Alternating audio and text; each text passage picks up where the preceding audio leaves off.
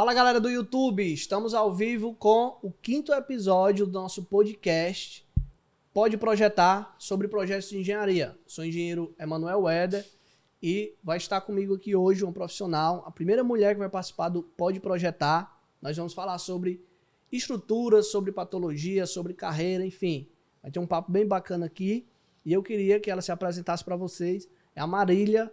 Fala aí pra galera, Marília. Fala, pessoal. É um prazer. Muito obrigada por o convite. Eu tô muito lisonjeada de ser a primeira mulher em estar aqui nesse podcast tão maravilhoso. E assim, gente, o que eu tenho pra dizer é, hoje a gente vai fazer muito conteúdo puro pra vocês. Pra quem não me conhece, meu nome é Marília Araújo, sou engenheira civil, já tô no mercado há mais de 8 anos e trabalho com patologia das construções e também gestão de obras, tá? Então a gente atua nessas duas vertentes. Tenho a minha própria empresa, que atua também já na área há muito tempo, e a gente tem uma equipe lá para conseguir dar a demanda de todos os projetos, de todos os laudos, de todas as manifestações patológicas que aparecem, que são muitas, né? E hoje a gente vai falar um pouquinho sobre isso. Principalmente aqui em Fortaleza, né? Uma região litorânea, onde tem muitas patologias, e a gente vai falar um pouco sobre nossas experiências aqui nessa área, sobre patologia, sobre estruturas. E você que está chegando aí agora, certo? Já clica no sinal aí para se inscrever no canal, certo? Clique em curtir também e compartilhe o link deste podcast para os seus grupos de engenharia, para as pessoas da área, para estar incentivando o nosso canal aí, tá bom? Então, Marília, conta aí pra gente por que tu decidiu, né? A pergunta de milhões aí. Pergunta de milhões. Entrar na área de patologias. Gente, é o seguinte, essa é uma história bem bacana. Quando eu comecei a minha faculdade, eu iniciei minha faculdade era uma faculdade particular, e eu já estagiava na área da engenharia civil. Aconteceu que eu precisei começar a pagar minha faculdade, por um determinado assunto lá, eu comecei a precisar pagar, e eu não conseguiria pagar isso pelo estágio da engenharia civil, óbvio, né, gente? O valor é muito pequeno. Então eu decidi abrir a minha própria empresa. E olha só como é engraçado isso. Eu decidi abrir minha própria empresa e ainda estava na faculdade, era estudante, não tinha essa experiência. Contratei um responsável técnico e aí eu comecei a pegar 5 mil panfletos e 1.000 de cartões. Foi esse meu gasto e o gasto para abrir na Receita Federal. E aí eu comecei a me divulgar. No meu panfleto tinha falando sobre engenharia diagnóstica. Quem disse que eu sabia como que funcionava a engenharia diagnóstica? Eu não tinha nem noção. Eu já estava divulgando. Eu só queria fazer alguma coisa, só queria dinheiro. Era isso que eu queria. E o responsável técnico que tinha me instruído pra gente, de fato, colocar esse serviço lá, porque ele já tinha experiência.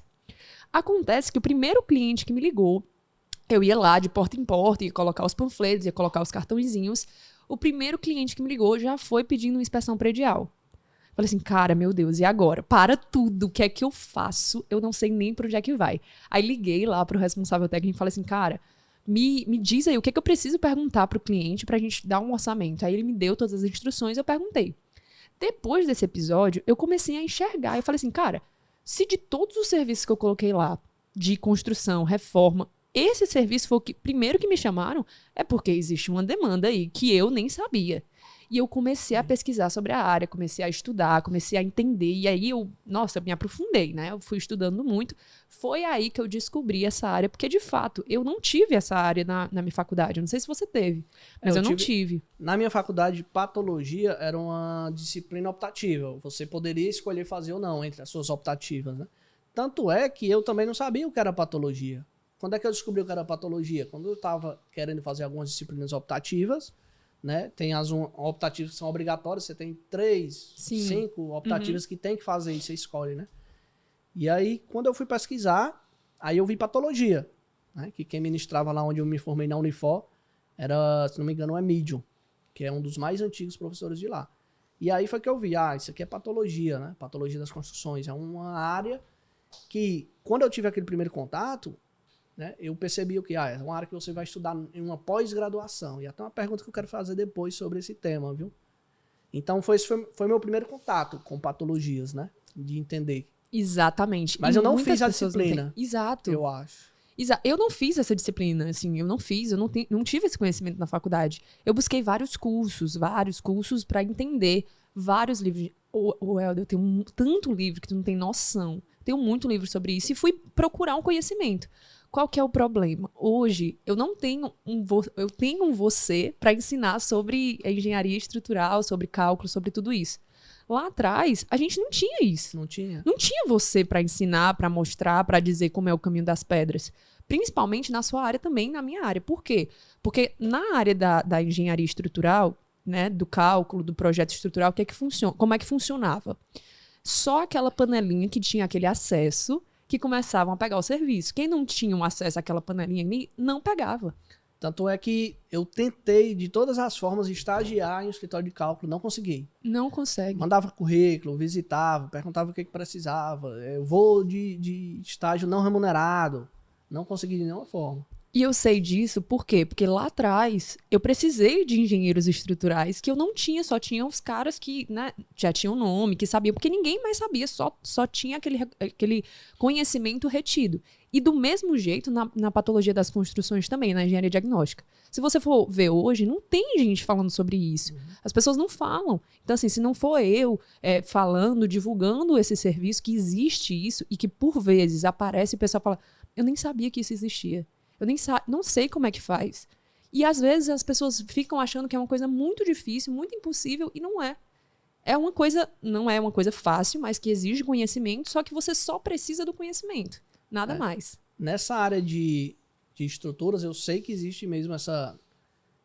não sei se é uma panelinha, até porque que são empresas separadas, mas é um grupo muito fechado, muito né? Fechado. Isso. Tipo assim, qual era o mito, né? O mito que era até uma verdade que a gente tinha na faculdade. Quem quer trabalhar com calculista é um mercado muito fechado. Você só escutava isso. É muito fechado. Não tem estágio. Você não consegue entrar. E você só vai conseguir... Você não consegue aprender na faculdade. Perfeito. E para aprender tem que trabalhar no escritório de cálculo. E não tem. E não consegue. Não consegue. E aí como é que vai? Ou não seja, vai. Tanto é que, Éder, o que é que você quer ser depois de formar engenharia civil? O que é que você quer fazer? Se eu pudesse escolher de tudo, eu queria fazer só projeto estrutural. Perfeito. Entendeu? E aí o que acontece? Pra tu ver, né? A questão de... É tipo um trauma, né? Que cria na pessoa. Isso mesmo, eu entendo. Eu não tive oportunidade, então eu desisti de atuar com estrutura. Eu fui fazer um MBA em gerenciamento de obras, comecei a atuar com obras, e cada vez mais eu tava percebendo que não era aquilo que eu queria. Que tu não tava feliz fazendo aquilo. Eu queria atuar com estruturas, até que eu disse, cara... E quando eu me formei, eu tava ganhando R$2.000 em obra, viu? Nossa. Eu disse, cara, se for pra ganhar pouco com obra, eu vou ganhar pouco com projeto.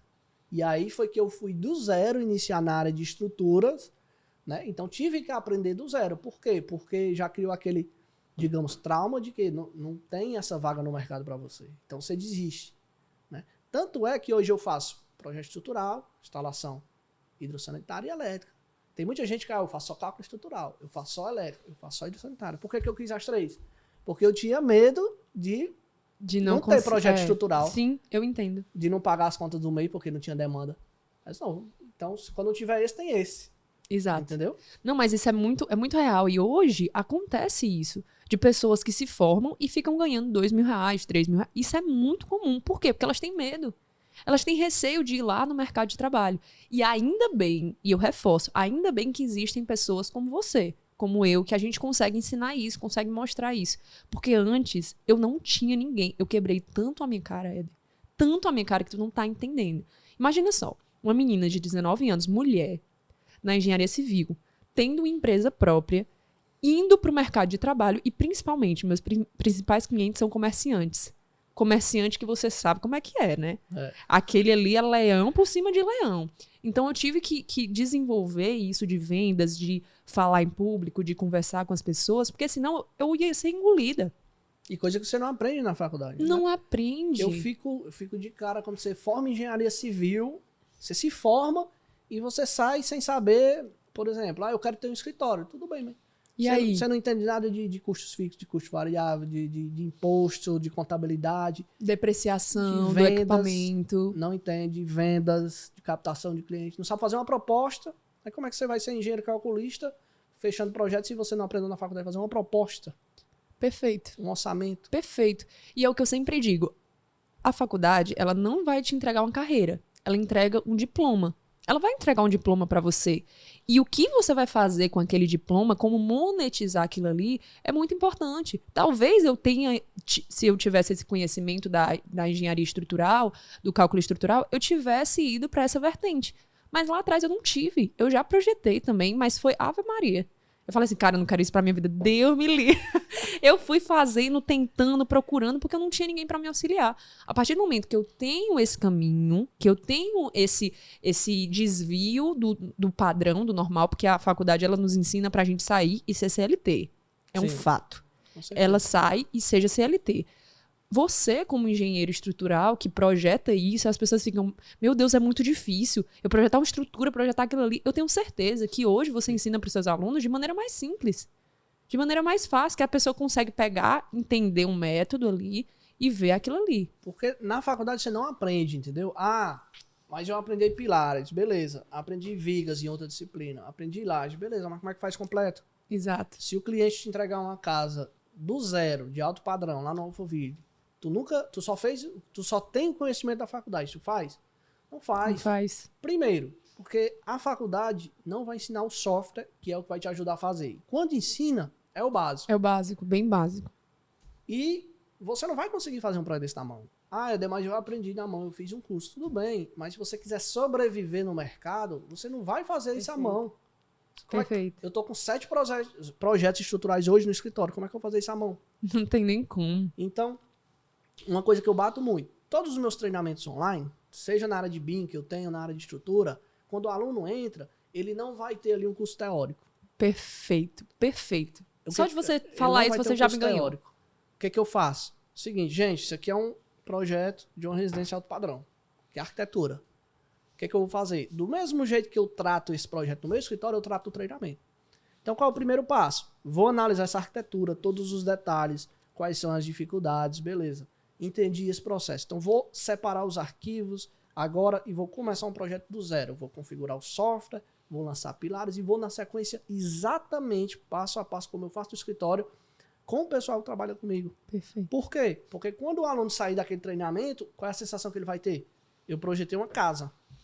Eu fiz com minhas mãos. Então, agora eu peguei aquele conhecimento teórico da faculdade e materializei ele no serviço que eu posso prestar. E monetizei aquilo ali, que é muito importante. E monetizar, entendeu? E isso é muito importante. O que eu falo é que, por exemplo, na minha área da engenharia diagnóstica, o que é que acontece? É uma área que ela é muito intrínseca. Ou seja, você tem que olhar, entender, analisar aquilo dali para você saber o que está acontecendo. Marília, como é que você oferece um curso e um plano de carreira para os seus alunos, e eu chamo de protagonistas também, depois a gente pode falar sobre isso. Como é que você consegue oferecer por algo que é tão qualitativo, assim, não consegue ser quantitativo, é qualitativo? O que acontece? Eu consegui desenvolver um método, principalmente, consegui desenvolver um catálogo. Qual é o problema da engenharia diagnóstica hoje? Você olha para uma manifestação patológica, você não sabe por onde é que aquilo ali aconteceu. Às vezes você não sabe nem o nome, né? E como é que funciona aquilo ali? Sabe qual é a causa. Qual a causa? Qual é a origem? Porque, de fato, gente, as manifestações patológicas aqui já vai conteúdo puro para vocês, tá? Elas podem acontecer por 5 origens e vocês sempre têm que olhar pela origem, porque é o que eu falo. Por exemplo, você tem uma mancha, eu tenho aqui uma mancha, eu tô com a catapora. Se eu colocar um band-aid aqui, vai resolver o problema da minha catapora? Não vai. Por quê? Porque eu tô tratando o sintoma e não a causa. Então, todas as vezes que a gente está tratando sobre patologia das construções, a gente tem que ir para a origem. As origens, elas podem ser 5. Planejamento, projeto, que a gente vai falar aqui hoje, projeto. Pode ser também pelos materiais, pode ser pela execução e pode ser pelo uso. Então, eu só tenho 5 possibilidades de ser. Marília, se eu vejo uma fissura, se você vê uma fissura hoje, Marília, você consegue identificar o que é? E eu te falo, em 90% dos casos eu sei o que é. Por quê? Porque ela se repete. Então eu tenho um catálogo de tudo que está acontecendo. Se você me mostra hoje, Marília, essa fissura aqui, por que está acontecendo? Eu preciso dar uma verificada, olhar no local, porque isso é muito importante. Nunca, gente, eu disse nunca dê diagnóstico somente por foto ou por vídeo. Pelo amor de Deus, eu já fiz isso, tá? Eu tô falando para vocês que eu já fiz isso, já cometi esse erro. Então, assim, você vai lá, verifica o que está acontecendo e aí você consegue saber qual é a origem do problema e tratar aquilo dali, que é muito importante. Não adianta eu só identificar. Se eu não souber tratar aquilo ali, não sei. E aí, já voltando para a nossa área, que tem muito em comum, para quem não sabe, a área estrutural é totalmente ligada com a área de patologia das construções. Por quê, Marília? Por que isso acontece? Quem faz esse retorno para o engenheiro estrutural, eu vou dar um exemplo para vocês prático que eu vi hoje, estava vendo hoje no cliente antes de vir para cá. Tava tendo uma janela lá, e essa janela, lá é uma parede de concreto, né, parede estrutural de concreto, e essa janela, ela tava tendo fissura, em todas as janelas estava tendo uma fissura de 45 graus. Marília, o pessoal fez de acordo com o projeto? Fez de acordo com o projeto. O que estava faltando? Tava faltando um reforço. Então, eu passei para o projetista o quê? Cara, aqui você precisa colocar um reforço a mais, porque aqui tá tendo uma tensão. Então, quem vai falar e voltar isso para o projetista também, para que o projeto fique cada dia mais completo, é o engenheiro diagnóstico também e o engenheiro estrutural que está dentro da obra. Se o cara tá lá, tá acompanhando, você faz esse acompanhamento também de estrutura, acho que você vende também para o cliente. Se Sim. o cara tá acompanhando e ele viu que aquilo ali pode dar errado, pode acontecer alguma coisa, ele já vai acompanhar. E é por isso a importância de ter um projeto estrutural e um engenheiro estrutural ali. Éder, eu nunca faço projeto sem ter, obra sem ter um projeto estrutural. Nunca. Por quê, Marília? Porque eu sei que é bucho. É bucho, com certeza. É bucho ali, meu Sabe, filho. eu fui na obra esses dias, sabe o que foi que o cliente fez? Cliente meu. Pode até ser que ele esteja assistindo, a gente ficou amigos. O problema não é dele, né? Mas ele estava executando a obra e o mestre o que fez? O mestre pegou as vigas do térreo, que são as vigas baldrames, aquelas que ficam enterradas. Ele pegou as treliças que era para lá e jogou nas vigas baldrame. Aí ele pegou as vigas do... Eu não vou nem contar agora. O que é que ele fez? O cliente chegou na obra, aí ele estava tentando montar as vigas do primeiro pavimento, a primeira laje, o primeiro teto. Uhum. E as vigas não encaixavam. Aí ele colocava, virava, não dava certo. Aí o cliente começou a achar estranho. Quando o cliente olhou no projeto, o que é que ele fez? A viga era pré-fabricada já? Não, ele montava no chão. Montava e subia. colocava. O que é que ele fez? Ele pegou as vigas que era do térreo, umas vigas de, vamos supor, 30 centímetros, e estava fazendo no primeiro teto que era para ter viga de 40 centímetros. Porque ele pegou a treliça da laje e jogou ali. Gente do céu. Ou seja, não tinha ali um acompanhamento de um engenheiro naquele momento. De fato. Quando ele me chamou, que eu cheguei na obra, eu já vi logo, né? E essa é a importância de você ter também um engenheiro olhando 100% da sua estrutura. Por quê, Marília? Porque o que é que acontece? Já pensou? Se ninguém vê isso, no outro dia vai estar concretado, doutor. E se tiver concretado, depois eles vão continuar, vão passar uma massa. Não ficou do tamanho, não. Vamos botar só uma massazinha aqui para ficar da mesma altura? Aí ele perguntou, da minha obra vai cair? A obra dele é térreo, né? Eu disse, rapaz, cair, pode não cair, né? Porque você vê que tem gente que às vezes faz casa 2 pavimentos só com tijolos. Mas pode ter certeza que patologias vão acontecer. Vão acontecer, de fato. Porque ali onde ele colocou essa treliça, era para ser uma outra estrutura que ia suportar aquelas cargas, né? Porque muita gente acha que no projeto estrutural, aquela viga ali é só para suportar o peso da parede, sabia? E aí o pessoal bota treliça, bota pedra argamassada. Verdade. Mas qual é a outra função da viga? É travar os pilares. Imagina, tu tem um pilar aqui que tem um pé direito duplo, tem uma escada e um pé direito duplo. Acontece muito em residencial do padrão. Aquele pilar, ele vai estar com 6 metros. Ele precisa de uma trava, porque senão ele vai ter vai ter flexão, flambagem, né? flambagem, tudo Então, isso. ele precisa ser travado nos níveis. Não posso deixar 6 metros sem travamento. Principalmente se ele for esbelto. Se for um pilar 15 por 25, que às vezes ali não tem laje, eu quero fazer um pilar mais fino. E lá no térreo, o que é que acontece? No térreo você tem geralmente aqui o solo e tem 1,5 metro de profundidade da sapata. Mais ou menos o mínimo que o pessoal trabalha. Então ali você tem 1,5 metro e 3 metros para o primeiro pavimento. Então se você colocar de ponta a ponta, você tem 4,5 metros. O pessoal joga pedra argamassada para substituir a viga, então o pilar fica sem travamento. Porque aquela pedra argamassada não tem aço. Não tem. Não tá travando o pilar, não entendeu? Não tá travando. Então, assim, são vários erros de execução e principalmente por negligência também, né? Negligência do cliente, negligência por achar que, nunca caiu, não vai cair. E o que eu sempre falo é o seguinte, Éder, a gente precisa sempre divulgar o nosso serviço. Por que, Marília, que eu preciso me divulgar? Porque isso a gente está fazendo um bem para a sociedade. A partir do momento que eu não divulgo o meu serviço de patologia das construções, eu não divulgo o que é importante você fazer, a importância do projeto estrutural, a importância de ter um engenheiro acompanhando ali, pode acontecer, e com certeza vai acontecer, pessoas que vão fazer da maneira errada. E a partir do momento que eu divulgo o meu serviço de patologia, cara, aqui tem uma fissura, aqui não pode, aqui caiu. Eu já peguei diversos casos, é porque casos que eu não vou divulgar, eu sempre tenho a política de não divulgar casos que, quando houverem morte ou houverem qualquer tipo de perda de pessoas, eu não divulgo. Mas eu já tive vários casos. Casos seríssimos. Seríssimo. Casos de explosão já, de lanchonetes. Coisa muito séria mesmo. E assim, você precisa divulgar isso. A partir do momento que você divulga seu serviço como engenheiro estrutural e as pessoas entendem a importância de fazer um projeto estrutural, tudo vai ficar mais fácil. Então você está fazendo um serviço para a sociedade. E também você está aí, indiretamente, captando clientes, né? Porque estava conversando com um aluno meu esses dias e falando, ó, sobre a importância da produção de conteúdo. E ele meio que assim, o que eu estava entendendo, que ele, no entendimento dele, ele achava que ele não era importante. Primeiro, que ele não queria fazer. Segundo, porque ele achava que não era importante. Ele não queria, assim, não gostava. Mas, por exemplo, vamos supor, aí eu vou citar um caso de um outro seguidor que falou comigo, comentou no meu story. Emanuel, como é que eu faço captação de cliente? Isso é um outro seguidor. Eu fui lá no story dele, no perfil. Cheguei no perfil dele, tinha 4 fotos do rosto dele, um selfie.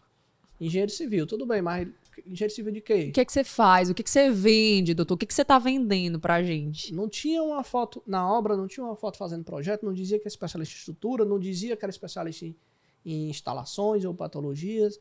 Então, primeiro, se tá faltando cliente, tem alguma coisa errada. Tem. Você não tá se divulgando de forma correta. Chega ali, ninguém sabe o que é que você faz. Entendeu?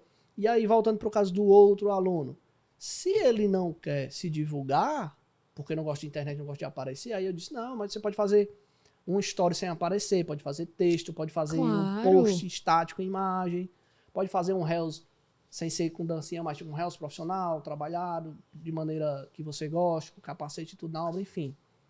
O que que acontece? Se as pessoas não lhe verem, elas não vão saber o que você faz. Não vão saber. E hoje, principalmente depois da pandemia, só se você quiser ir lá no Alphaville, tem 700 lotes. Você vai visitar os 700 lotes. Pronto. Para o pessoal lhe conhecer. O que acontece muito. Você tem que usar o offline e o online, né? Exatamente. O que acontece muito. E isso não é só dessa pessoa que falou com você. Tem pessoas que falam assim, Marília, pelo amor de Deus, me dá um emprego, Marília. Gente, nós somos engenheiros. As pessoas que estão escutando são engenheiros ou futuros engenheiros. Vocês precisam entender que a nossa profissão ela é privilegiada. Por quê? Porque a gente pode atuar como autônomo, a gente pode atuar como empresário, a gente pode atuar em várias vertentes que a gente está fazendo. Então, poxa, se não tem emprego, porque de fato não vai ter emprego para todo mundo, mas serviço é o que mais tem. Então o pessoal fica, mas eu não vou me divulgar, mas eu não vou fazer isso. Me diga uma coisa, a maioria das pessoas que lhe conhecem hoje, que falam com você hoje, que chegam para você hoje, Ed, elas vêm da onde? Da internet. Na internet. Ela vem da internet. E é isso que eu sempre falo para os meus alunos. Gente, se você não está dentro das redes sociais, você já está fora do jogo. Por quê? Porque as redes sociais é uma plataforma que você tem, que é uma plataforma gratuita, que óbvio você pode pagar, mas ela é gratuita, e que você pode se divulgar, você pode vender o seu serviço. Sabe qual é o problema? As pessoas têm vergonha de vender o seu serviço. Elas têm vergonha, elas acham que aquilo ali não pode. Ave Maria, não vou vender. Eu não gosto de vender. Gente, vender é nobre. Vender é nobre. A partir do momento que você vira essa chave e fala assim, cara, se eu vender o meu serviço de patologia das construções, de projeto estrutural, é nobre. Por quê? Porque eu vou estar evitando alguma pessoa fazer algo errado. Eu estou vendendo o melhor serviço que eu posso para a sociedade. E isso é muito nobre. As pessoas têm que virar essa chave, entender que engenharia tem que ter muito conteúdo, você precisa saber sobre conteúdo, você precisa saber da técnica, mas você também precisa saber sobre vendas. Tem até uma frase que diz assim, se o seu serviço ele faz bem para as pessoas, você tem que divulgar ele para o mundo. Não sei se tu já ouviu essa frase. Exatamente, né? Perfeito. Você tem que, sua obrigação crescer. Também tem essa outra temática, né? E falando nisso, aí eu já é uma objeção do pessoal. Me formei, né? Tem aquela questão, me formei, e agora? Tanto para a área estrutural, existe esse mito, e eu acho que para a área de patologia também. Precisa de uma pós-graduação para trabalhar com patologia? Pergunta maravilhosa. Gente, é o seguinte, você precisa ter pós-graduação, você precisa ter muito dinheiro. Mentira, gente, mentira, você não precisa de nada disso. Marília, o que é que eu preciso? Porque o pessoal fala assim, Marília, mas eu não tenho equipamento, eu não tenho empresa. Gente, você não vai precisar disso.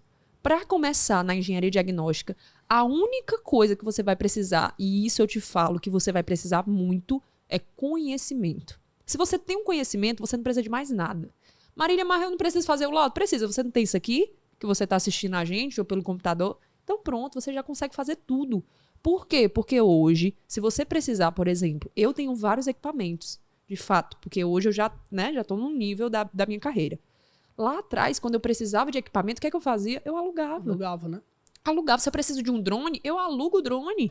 Se eu preciso de um paquímetro, de um pacômetro, de um esclerômetro, seja o que for, eu alugo aquilo ali. E vamos falar assim, bem apelando. Pede emprestado a um amigo que Pede tem. emprestado a um amigo e tá tudo certo. Às vezes a gente fica fazendo o quê? E isso eu já fiz também, já me sabotei também, tá, Eder? E eu acho que é normal a gente se sabotar um pouquinho. A gente fica colocando desculpas pra gente não iniciar aquilo ali, pra gente não crescer. Porque a gente tem medo. A gente tem medo do crescimento. Algum cliente disse, Marília, me manda teu certificado da pós, uma declaração pra eu fechar contigo. Perguntou lá nada, eles não querem saber disso não. O que eles querem saber, você resolve o problema deles? É isso que ele quer saber. Pronto. Eu tenho certeza que você e seus alunos resolvem o problema dos seus clientes. Com certeza. Lá no treinamento de estrutura, o pessoal sai sabendo projetar uma estrutura de alto padrão, que ali vão ter várias complexibilidades. Então, quando ele pegar uma estrutura de um comércio, que às vezes paga até melhor, uma indústria. Só que é bem menos complexo, é laje sobre laje, parede sobre parede, é tudo reto. E uma coisa reta, tranquila, ele vai saber fazer. Então, a partir do momento que você resolve a dor do seu cliente, nada mais vai importar. Se você tem pós, se você tem experiência... Gente, eu comecei com 19 anos, 19 anos, cheirando leite. Cheirando leitinho, eu comecei lá, cheirando leite. Então, assim, quando você consegue resolver, e de fato, meu primeiro cliente foi da engenharia diagnóstica, e eu consegui resolver a dor dele. O que ele fez? Essa história é muito bacana, Éder. O que ele fez? Ele pegou, ele era comerciante, ele pegou e falou assim, Marília, é o seguinte, eu vou te levar lá pro meu sindicato. Eu falei, rapaz, só se for agora. Bora. Do jeito que eu sou, olha, sabia nem o que era serviço, mas eu tinha gente pra fazer, meu filho, tava tudo certo. E aí eu falei, bora agora. E aí ele me levou lá pro sindicato dele, que era um sindicato super conhecido até hoje, eu presto serviço pra eles. E aí, do sindicato que tinha lá, tinha 10 pessoas assim na mesa, 10 comerciantes. Eu, menina véia, 10 comerciantes aqui, eu tive que apresentar pra eles. Quando eu apresentei, eu fechei com todos que estavam lá. Absolutamente todos. Pergunta, Marília, eles perguntaram quantos anos tu tem? Eles perguntaram o que tu faz, onde é que tu se formou? Porque o pessoal fala assim, não, eu não posso me formar em particular. Tem que ser federal. Tem que ser federal. Tu é de federal ou tu é de particular? Particular. Eu sou de particular. E eu ganho dinheiro muito mais do que muita gente que se formou na federal por aí. Porque isso, gente, isso não importa. A faculdade que você fez, o caminho que você trilhou, isso não vai importar. O que vai importar é, você correu atrás, você fez diferente do bonde, porque muita gente vai seguir no bonde, né? É. Você fez diferente, e isso que vai importar pra carreira. É uma coisa que eu sempre comento. Ó, eu tiro pelo caso quando eu estudava. Quando eu me formei na Unifor, se formaram 170 engenheiros. Sério? No dia da formatura, 170 engenheiros. Eu acho que mais... Porque teve aquele boom em 2012 Sim, ali, da Copa do sim. Mundo, né? Então todo mundo queria fazer engenharia civil. Mais do que o nosso curso, que eu vi lá, tinha direito, que eram uns 450 formados. O que acontece? De 100 pessoas que eu conhecia, 95 pessoas queriam ir pra obra. Não, você foi perfeito. 95 pessoas. E aí, era uma coisa que eu já via. Se 95 pessoas querem ir pra obra, 5 vai se dividir ali. Um vai ser calculista, um vai ser projetista de instalações, um vai ser orçamentista e planejador, um vai trabalhar com inspeção predial. Então, das duas, uma. Ou vai ter pouco serviço, ou a concorrência vai ser menor. Entendeu? Então foi isso que eu pensei. E outra, já, né, entrando no link que tu falou lá sobre a pós-graduação, tinha também esse mito, ó, pra você ser calculista, você tem que fazer a pós-graduação. Existe isso até hoje. Entendeu? Porque é como se fosse um certificado. Agora você pode projetar a estrutura. Né? E o que foi que eu fiz? Primeiro, meu professor de estrutura, né, fora os da faculdade, eu tive outros mentores na área de estrutura. E aí eu observei a carreira deles, né? Eram profissionais, por exemplo, um deles trabalhou 10 anos em obra e depois foi Pra fazer o que ele queria fazer. estrutura. Uhum. E aí eu vi. E no interior, longe da capital, né? Uma cidade pequena. E aí eu vi assim, rapaz, com 10 anos de formado, ele trabalha com estrutura e ele não fazia estrutura. E ele conseguiu E ele mudar. conseguiu. E eu trabalhei com um projeto de estrutura metálica na indústria naval, trabalhei com um projeto de escoramento na Mills, Que massa. entendeu? Já sabia projetar, sabia mexer nos programas, mas não fazia projeto estrutural. Então, se ele fez, eu posso fazer também. Claro. É isso. E aí, o que que eu fiz? Cara, eu vou começar. Aí comecei, meu primeiro projeto eu comprei o programa, o software, R$ 2.700. Qual foi o software? O Eberic. O Eberic. Né? Comprei o Eberic Maravilhoso. Vitalício. Aí, beleza. Aí, mais ou menos naquele primeiro ano, eu fiz alguns projetos, sei lá, 5 projetos, não lembro de cabeça. Fui fazendo. Até que chegou uma época que eu tava com muito mais projetos. Como hoje, por exemplo. Hoje, quando eu tô gravando, a gente tá com 7 projetos só estrutural. E 4 instalações em andamento. Fora os que tá em orçamento para fechar e fora os que a gente entregou nesse ano. Né? Então, a demanda ela foi crescendo com o tempo. Mas eu comecei lá do zero. Eu passei mais ou menos uns 3 anos só projetando. Ganhando dinheiro com o projeto. Para depois pensar em uma pós-graduação. Perfeito. E sabe o que é que eu descobri depois que eu fiz minha pós-graduação de estrutura? Que eu não precisava da pós-graduação, eu já estava fazendo os projetos de forma correta. O que é que eu aprendi na pós? Só um feeling, assim, o que valeu na pós para mim é um feeling a mais. Tipo, por exemplo, tem um professor de 85 anos que é especialista em vigas. Então ali tu vai tirar uma lição que ele diz, ó, quando eu vou projetar uma viga de tal forma, eu presto atenção nesse ponto. Aí ali tu tira uma lição desse professor, aí tira outro de 75 anos, outro tem 30 anos de mercado. E o network também. E o network, entendeu? Mas dizer assim, Éder, teus projetos estavam errados, não. Éder, teu projeto estava superdimensionado, não. Não existe. Tá entendendo? E assim, o que eu sempre falo é porque o que é que o pessoal faz normalmente, né? Qual é a ordem que eles fazem?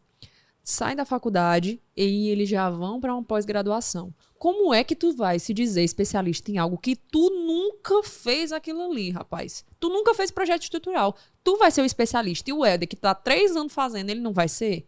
Não existe. Então, assim, vai pro mercado de trabalho. Entende se de fato é aquilo ali que tu quer. E depois você vai se especializar ainda mais naquilo.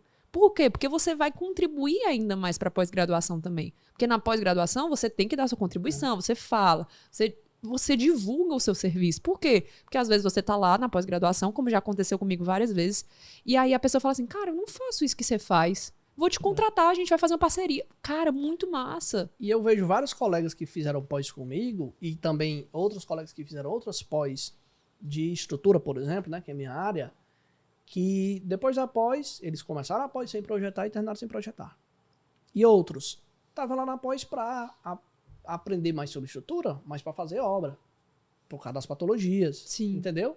E ali são profissionais que se conectam com você, que você pode fechar serviço e etc.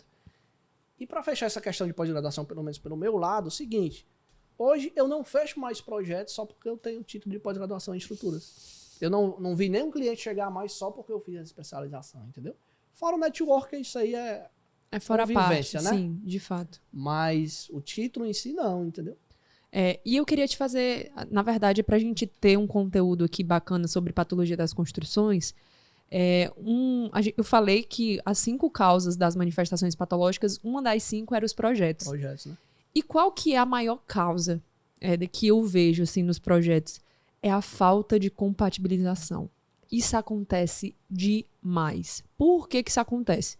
Porque você pega um escritório que não faz todos os projetos que você já faz, né? Sim. Você já faz todos os projetos. Esse foi um ponto também que a gente buscou como diferencial, né? Perfeito. E aí você pega um escritório que faz estrutura, outro escritório que faz instalações, e você não faz essa compatibilização do projeto. E aí o que acontece? Quando eles vão lá e vão executar, o cara não... Isso já aconteceu demais. O cara vai lá, fura uma laje, fura uma viga, fura um pilar que não estava previsto isso. Marília, quer dizer que pilar não pode furar? Pode. A gente pode prever isso. Tá tudo certo. Só que tem que ser no local correto e tem que ser dimensionado para isso também. Eu já vi várias vigas de lajes alveolares, que inclusive foi lá do Centro Fashion, que a gente também participou, que lá tem vários furos. Só que esses furos, eles foram projetados para isso. Teve uma compatibilização para passar por aquilo ali. Entendeu? Eu tô com uma construtora que faz projeto lá no Alphaville, né? Que fez um projeto estrutural e teve um projeto de instalações. Aí na execução do projeto de instalações, né, não estava previsto. Aí o que ela vai me ligar?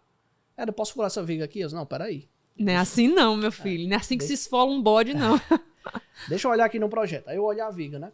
Qual é a questão de viga, por exemplo? Se a viga estiver na horizontal, certo? Eu posso furar ela? Pode, mas você tem que atender a alguns requisitos. Claro. Por exemplo, você não pode furar a viga na região ali do cobrimento. Você tem que dar ali pelo menos 2 vezes, se possível um pouquinho mais, de distância da face da viga, para furar a viga.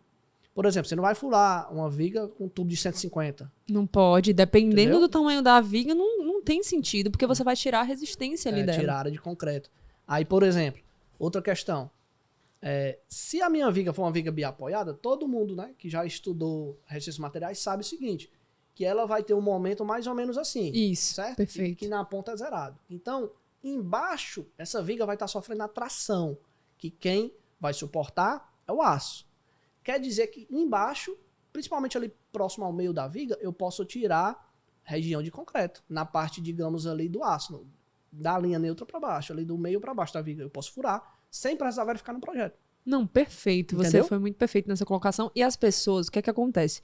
Quando elas vão para a faculdade, elas acham que nunca vão usar momento fletor, nem movimento cortante, nem nada disso. E o Éder deu um exemplo muito, muito bacana da vida real, da prática, e como essas duas áreas elas se entrelaçam. Fala, meu Deus. Como é a palavra? Entrelaçam. Entrelaçam. Quase não sai. Como essas duas áreas se entrelaçam. Por quê? Porque quando a gente entende exatamente o ponto que pode ser feito, a gente não tem patologia das construções. E isso eu vejo demais, demais.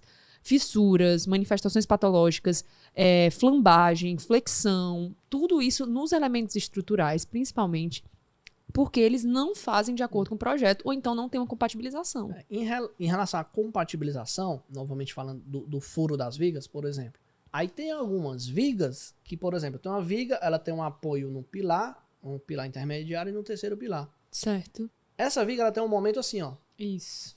Certo? Negativo. Quando o momento negativo eu tenho, quer dizer que o meu aço que vai estar trabalhando a tração vai ser em cima. Aí nesse setor eu já não posso furar embaixo, porque embaixo o concreto vai estar trabalhando. Aí eu tô tirando concreto, tô tirando compressão. Entendeu? Então, próximo ao apoio, já não é bom furar. Perfeito. Por quê? Porque uma estrutura né, real, da vida real, ela sempre vai ter uns momentos negativos ali, né? Mesmo que seja pouco, não vai ser biapoiado 100% ali, né? Por causa dos engastes. Aí, beleza. Esse é um ponto que sempre que você for furar, tem que consultar o calculista. Porque ele é que sabe onde pode furar ou não. Só que se você for consultar só na execução da obra, aí às vezes já não dá pra furar. Já tá concretado, era muito melhor ter deixado a passagem. Exatamente. Não é? Então, isso é em relação à compatibilização. Mas sabe qual é um ponto que eu vejo que é muito importante, e aí não é relacionado à compatibilização, e com certeza você já viu, é a questão do escoramento. Demais, demais. O pessoal não sabe fazer o escoramento correto e nem tirar as escoras no momento correto e da posição correta, que isso é muito importante. Por exemplo, quando a laje está em balanço, eu tenho que retirar ela de uma forma, né? Perfeito. O que que acontece? Quando a laje está em balanço, tá, gente? Você tá aqui, o pilar tá aqui e a laje tá aqui em balanço. Aí você coloca as escoras aqui, sei lá, coloquei 3 escoras. Aí o que que o pessoal faz? Tira a escora perto do apoio, perto do pilar e deixa só a escora aqui. Tá certo, Éder, isso? Não. Estruturalmente, por que não tá certo? Mostra aí, pessoal, o que é conteúdo de verdade, viu, gente? Uma laje em balanço, ela está apoiada nesse ponto. Quando a gente estuda isso lá em resistência, em mecânica em mecânica, né? O que acontece? Mecânica geral. Essa laje, ela tá engastada nesse ponto. Então, ela nem pode rotacionar, nem pode movimentar, né? Ela tá presa aqui. Beleza. Ela foi projetada para isso. Pra ficar assim. Beleza. Então, a deformação dela, a flecha, vai ser assim, ó. Ela vai se deformar assim. Perfeito. Entendeu? O momento dela vai estar para cima, um momento negativo e vai vir até aqui. Aqui eu preciso armar com a armadura, o aço, a armadura negativa. Então o aço dela vai estar na parte superior e vai entrar dentro da viga. Beleza. Então o que quer dizer? Que o aço de baixo, ele vai ser só uma armadura construtiva. Eu nem precisaria dele ali, é só para conter fissuração. Exato. E para quando tiver uma fissuração, ele segurar aquilo ali. Não tem nenhum tipo de problema. Não desprender, né? Isso. Aí então, beleza. Então quer dizer que essa laje ela foi feita para trabalhar assim. Quando eu coloco uma escora dessa forma e a laje ela ainda não, né, tem sua resistência toda curada e tal, eu coloco um escoramento aqui e eu retiro esses intermediários, como a Marília falou, aí essa laje está como se fosse bem apoiada. E aí o momento dela tá embaixo. Só que embaixo eu não armei para o momento. Eu armei o momento para cima, que era negativo.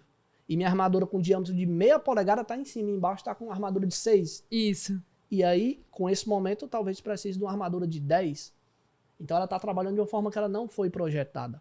E o que, que vai acontecer se ela trabalhar de uma forma que ela não foi projetada? Vai acontecer a fissuração, gente. É um fato. A estrutura, ela é nossa amiga, é o que eu sempre falo, tá? A estrutura é nossa amiga, então sempre que acontece alguma coisa, principalmente estrutura de concreto, que é diferente da estrutura de metálica, sempre que tá acontecendo alguma coisa, ela vai avisar pra gente. Seja pra ela dizer, não, Marília, tá tudo bem, eu só fiz dar uma fissuraçãozinha aqui, mas eu ainda tava no estado plástico, tá tudo bem comigo.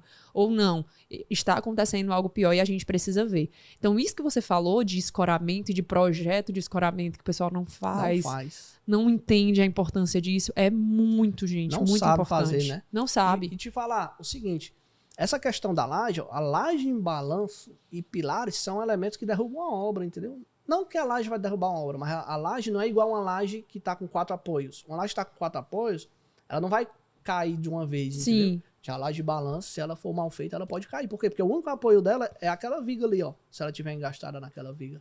Perfeito. Tá entendendo? Então, beleza. E eu queria... Você falou sobre momento negativo, momento positivo. E eu acho importante a gente falar que é uma coisa que as pessoas não sabem. Todas as vezes que a gente tem um momento negativo, a nossa armadura vai ser negativa, tá, gente? Então, quando a gente fala armadura negativa, armadura positiva, isso tá de encontro também ao momento. Eu acho que é legal dar essa dica pro pessoal. E o seguinte, falando novamente na questão do escoramento que tu falou. Beleza. Primeiro, o pessoal não faz projeto de escoramento. Não faz. Não faz projeto de escoramento. Segundo, o pessoal não sabe fazer projeto de escoramento, porque você não vê isso na faculdade, é um conhecimento bem específico. Terceiro, o pessoal loca materiais da esquina sem saber a resistência que a escola que ela suporta, Sim. sem ter conhecimento da resistência dos materiais, se dá manutenção, entendeu? E aí coloca a escola de qualquer jeito. Então acontece duas coisas que sempre acontecem em um projeto que não é feito. Ou tem mais escola do que o necessário, ou tem menos. Então ou o cliente sempre vai estar pagando mais, porque uma hora ou ele paga mais porque tem mais material lá alocando, ou ele vai pagar mais depois para reverter as patologias, né? E eu vou falar, o pagar mais depois é pagar bem mais depois. Vou dar um dado para vocês. Toda manutenção corretiva, ela é 5 vezes mais cara. É até aquela lei de Sitter, né? Se não me engano. Exatamente. Então, assim, o que acontece, gente? E quando a gente tá falando de fundação, esse número papoca, ele vai bem mais alto. Então, quando eu falo desse exemplo, e esse exemplo foi excelente que a gente deu, por quê? Tive um cliente meu que o que aconteceu? A laje dele teve uma flexão acima da flexão máxima permitida. Então, acima da flecha máxima permitida, ele teve uma flexão. Então, ele fez assim, a laje estava aqui, ó. A laje estava aqui, e aí ela fez isso. 20 centímetros. Absurdo. Por quê, Marília? Por que isso aconteceu? E simplesmente porque eles tiraram as escoras no momento errado. Eles tiraram, assim que eles concretaram, eles tiraram as escoras e a laje fez assim, ó, opa, puf, não quero ficar aqui não. E aí o que aconteceu? Por que eu tô falando isso? O custo pra gente fazer, a gente fez um comparativo de custo, porque a gente tem que fazer essa viabilidade, e o custo que a gente deu era muito mais caro a gente consertar aquela laje do que a gente demolir e fazer de novo. Então a gente teve que demolir e fazer de novo. Por quê? Porque eu tinha que voltar ela para o estado original dela. E para fazer isso eu preciso de um macaco hidráulico. Então eu preciso macaquear essa laje para que ela volte, tem até uma flecha a mais, para que ela volte para aquilo ali. E aí, de fato, a gente fazer todo o reforço necessário. Então é muito importante a gente entender que esse tipo de projeto que a ED faz, que os alunos de ED faz, é super importante para a gente conter as manifestações patológicas. E olha que a gente só tá falando de uma coisinha, viu? De um item. E o pior, que é o mais comum, o que é que o pessoal faz? Concreta a viga e escora o fundo da viga com a alvenaria.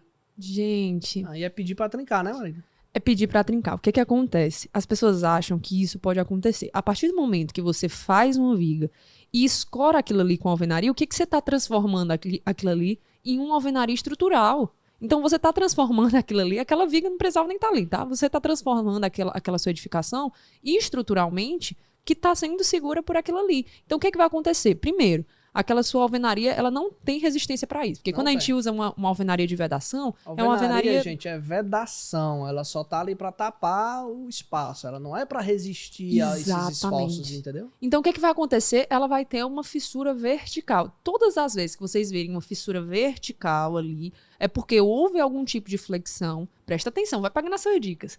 Houve algum tipo de flexão do elemento estrutural e aquela alvenaria trincou. Existe outro tipo de fissuração também na alvenaria, que ela é assim, ela vai seguindo, não sei se você já viu, ela é bem comum, ela vai seguindo a própria alvenaria.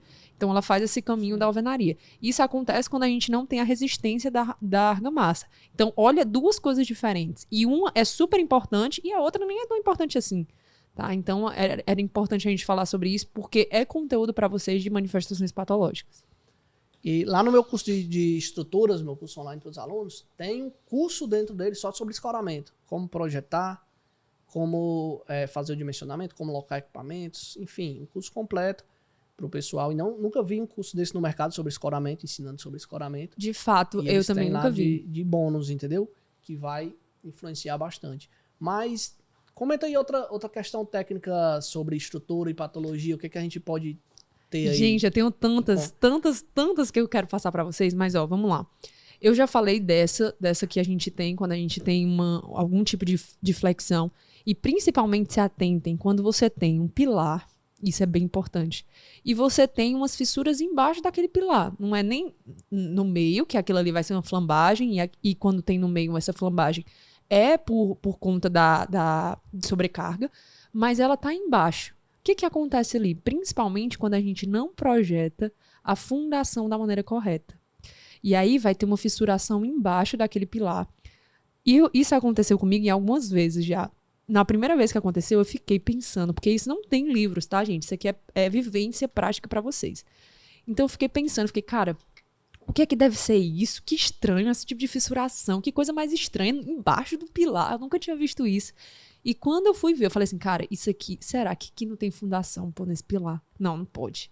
Não pode, não tem como. Presta atenção, gente, essa história é muito engraçada. Eu falei assim, não tem como não ter, sei lá, pelo menos um baldramezinho, alguma coisa aqui nesse pilar. Eu falei assim, vamos fazer o seguinte, vamos abrir isso aí pra gente ver, porque eu tô com muito medo disso aqui, bicho. Quando a gente abriu, Éder, não tinha nenhuma fundação. Não tinha. Tipo assim, o que aconteceu depois que eu vi? Era uma parede, e aí eles quebraram essa parede, não tinha fundação, não tinha nada, e deixaram como se fosse só um pilarzinho ali. Só um pilarzinho. Sim. E aí eles não fizeram nada embaixo. Começou a fissurar, e o pilar era o que sustentava duas vigas que passavam por ele, que era para o segundo andar. Então era um pilar super importante para a armação da casa como completo. E aí quando a gente começou a ver, a gente quebrou lá todinho, e a gente viu, e aí a gente dimensionou, pegou uma engenheira estrutural para dimensionar isso, para verificar como é que funcionava. E aí a gente fez totalmente uma sapata feita de novo, tudo de novo, do zero, para que possa resistir às tensões desse pilar. Então, quando você tem, todas as vezes que vocês verem uma fissura, seja por onde for, e principalmente nos elementos estruturais, ali está tendo uma tensão. Marília, como assim está tendo uma tensão? Porque tensão a gente não calcula. Não tem como calcular a tensão. Então, todas as vezes que você tem aquilo ali, você está tendo uma tensão ali. Por exemplo, se você está lidando com uma fissuração e você viu que aquela fissuração, eu vou dar um exemplo muito simples para vocês, que é da alvenaria estrutural. Por que a gente coloca os grautes ali, Marília? No projeto, ele pode passar sem o grout, sem os grautes no canto. Por que a gente coloca? Porque aquilo ali é boas práticas. A gente já viu que se não colocar, vai ter uma tensão e vai ter fissuração. Então, por isso que a gente coloca. Então, por isso que é importante essas duas áreas, de novo, porque eu já fiz outras lives com outros projetistas e eu acho muito importante a gente divulgar essas duas áreas. Tanto patologia das construções como engenharia estrutural. Porque uma fica junto com a outra, gente. Não tem pra onde correr. E assim, eu também tenho um curso dominando patologia, que lá eu mostro para meus alunos, as vagas estão fechadas já, mas o que eu falo para eles? Eu sempre falo, gente, quando vocês forem passar o preço de um serviço, e já tive várias perguntas sobre isso, coloquem também o peso do advogado, de alguma coisa. Quando Marília, deu um BO, deu uma merda, eu comecei a fazer uma obra sem o projeto. Você vai precisar colocar o peso daquilo ali. Cara, será que aquilo ali vale a pena? de fato, assim, eu fazia um projeto sem ter um profissional, sem ter um acompanhamento, será que aquilo ali vale a pena para mim? Então é isso que eu sempre falo para as pessoas e quis trazer essas técnicas também, pelo menos alguns exemplos para vocês entenderem a importância de você saber, poxa, se eu tô lá, se eu tô fazendo um serviço, se eu sou gestor de obras, que eu também sou gestora de obras, e eu tô vendo que tá errado, por exemplo, o cobrimento, que é uma coisa muito importante também no projeto. Muita patologia, cobrimento. Muita patologia, mas é muita mesmo. Por quê? Porque a corrosão do concreto é o maior a corrosão, né, do aço é o maior degradador que faz degradação do concreto.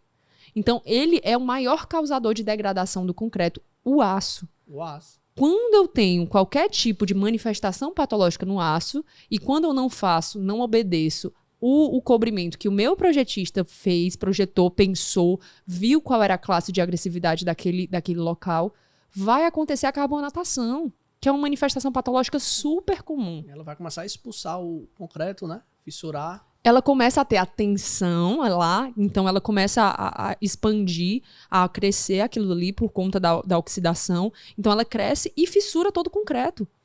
E assim, por isso que muita gente diz, por que perto da praia eu preciso de um cobrimento maior? Gente, porque o cobrimento, quanto maior a distância do cobrimento referente, né, o cobrimento é a distância da face do concreto até o aço. Quanto maior essa distância, mais o concreto vai poder proteger o aço de ter contato com a umidade, né, contato com ar, com chuva e ferrujar, sofrer carbonatação, né?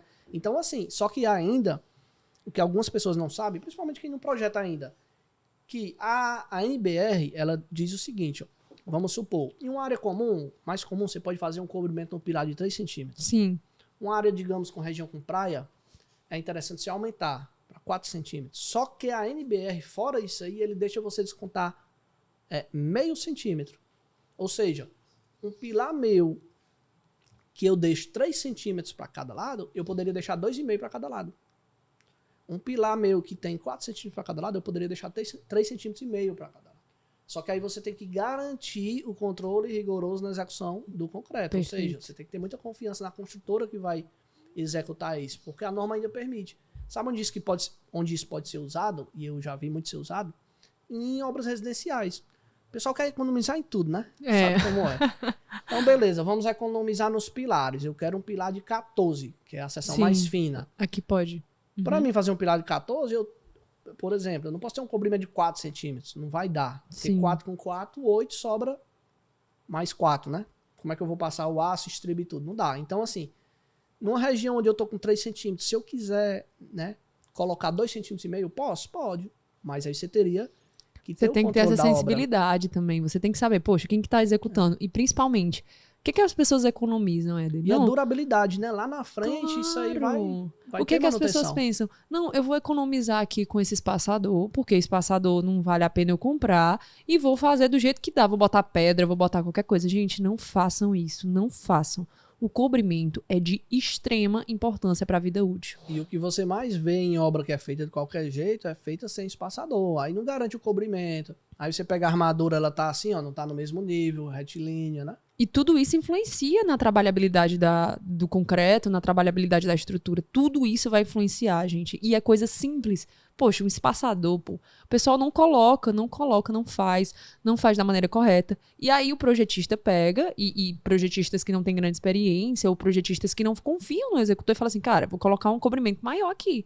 Porque esse cara não vai fazer.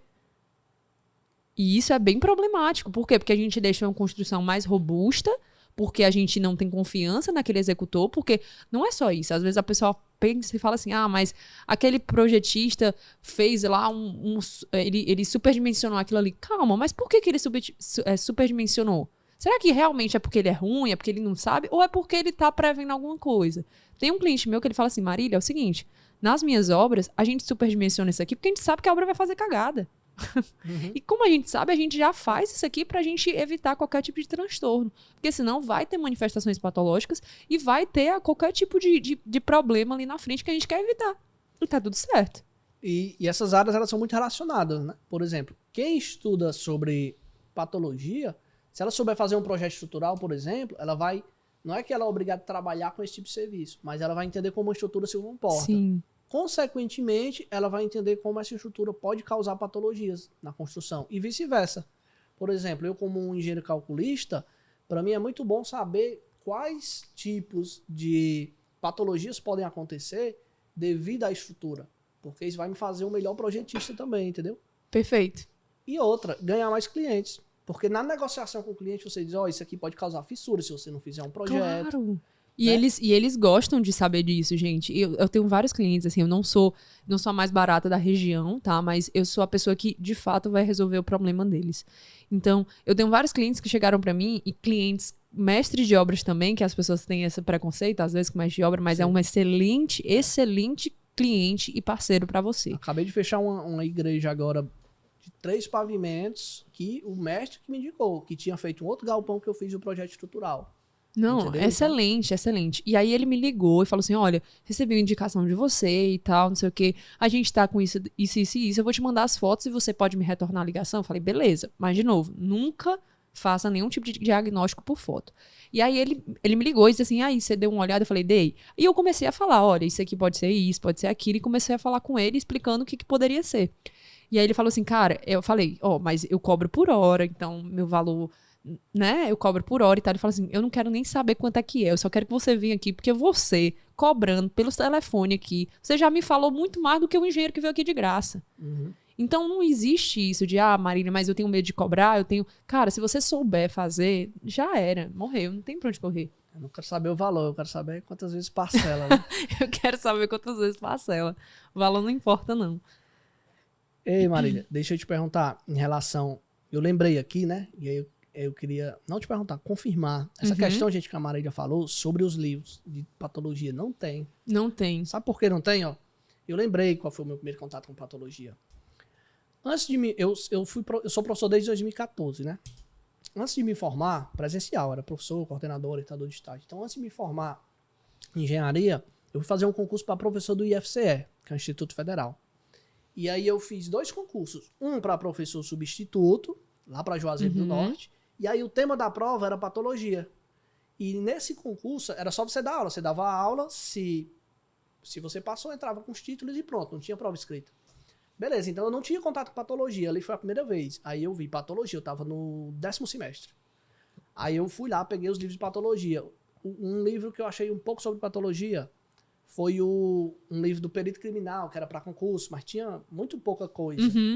E ali achei uns livros antigos, o livro do professor Emílio também, que era professor na Unifor. Eu achei uns 2, 3 livros. Em cima daquilo, eu estudei bastante e fiz a aula, né? Tanto eu tava no 10º semestre, aí eu fui e apresentei, e aí o cara da banca perguntou, você tem mestrado em qual área? Eu disse, não, nem me formei ainda. Aí nesse concurso eu dei a aula de patologia, que era a primeira vez que eu tive contato, e passei no concurso. Fui convocado, eu não pude assumir porque eu não estava formado ainda. E aí depois eu fiz um segundo concurso que era para efetivo. E o tema também foi patologia. Eu fiz essa de substituto porque o tema era patologia. Então eu vou treinar nessa primeira, que depois no professor efetivo vai ser o mesmo tema. Vai ser a segunda aula que eu vou dar. Mas quando eu pesquisei, realmente não tinha. Pesquisei de novo para achar novos livros para a segunda etapa, não tinha. Não tinha. Então, Um dado importante, o termo engenharia diagnóstica, ele só foi falado e citado em 2005. Olha só como isso é recente. Olha só como essa área é recente. Em 2005 é que o pessoal começou a falar sobre engenharia diagnóstica e não se falava sobre isso. Hoje, mas está acontecendo isso, está acontecendo aquilo, mas ninguém sabia o que era. E hoje tem até algumas leis ou tentativas de implantação de leis para obrigar a ter inspeção predial, Sim. essas coisas, né, nas edificações. Sim, e assim, isso vai rodar, tá, para todo o Brasil. Por quê, Marília? É porque a prefeitura gosta dos engenheiros, ela quer dar dinheiro para os engenheiros? Não, gente. O que é isso? É uma saída da prefeitura, dizer assim, cara, eu sou responsável, porque de fato ela é responsável por aquilo ali, e eu vou tirar minha responsabilidade. Vou colocar para uma pessoa que sabe. Então, vou implantar uma obrigatoriedade para que essas pessoas, de fato, possam vistoriar e eu não tenha problema.